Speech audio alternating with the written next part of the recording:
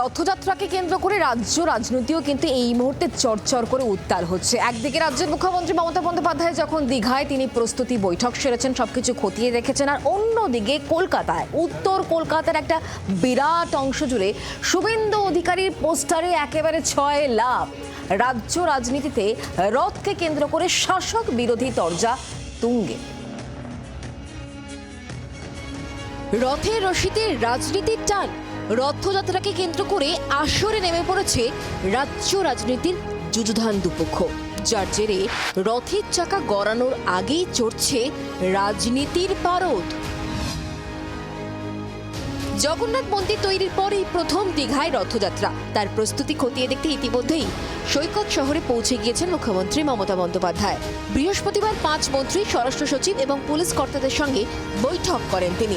শুক্রবার রথে আইন শৃঙ্খলা পরিস্থিতি বজায় রাখতে এই বৈঠক। অন্যদিকে এবার কলকাতায় রথযাত্রার কথা জানিয়ে রেখেছেন শুভেন্দু অধিকারী।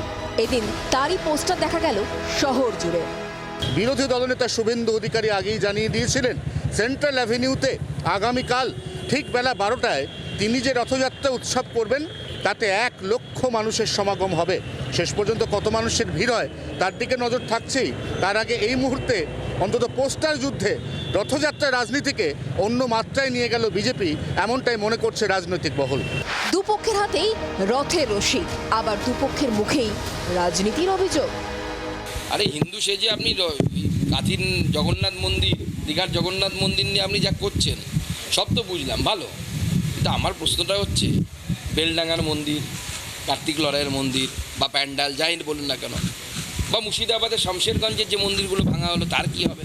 পশ্চিমবাংলায় যা হয় সেটাও রাজনীতি, বিয়ে নিয়েও রাজনীতি হয়, মৃত্যু নিয়েও রাজনীতি হয়, কিন্তু ভগবান জগন্নাথ দেবের যে রথযাত্রা সেটা রথযাত্রা। আপনি কিভাবে দেখবেন সেটা আপনার উপর নির্ভর করছে। রথভাবে আমি দেব, পথভাবে আমি, মূর্তিভাবে আমি দেব, হাসেন অন্তর্যামী। তো অন্তর্যামী দেখছেন, যে যার দৃষ্টিতে সেটা তার মতো করেই দেখছে।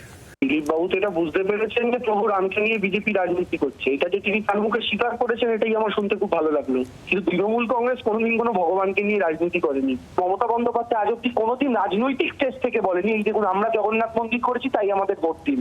কিন্তু বিজেপির এই স্লোগান আমরা ভুলিনি যে জো রাম কো লায়া হ্যায় হাম উনকো লায়েঙ্গে। আগামী বছর ভোট উৎসব, তার আগে রথ উৎসবকে কেন্দ্র করে শাসক ও বিরোধীদের মধ্যে যে টানাটানি শুরু হয়েছে তাতে রাজনীতি স্পষ্ট বলেই মত ওয়াকিবহাল মহলে। ব্যুরো রিপোর্ট, জি 24 ঘন্টা। বাংলার আওয়াজ, বাঙালির আবেগ, জি 24 ঘন্টা।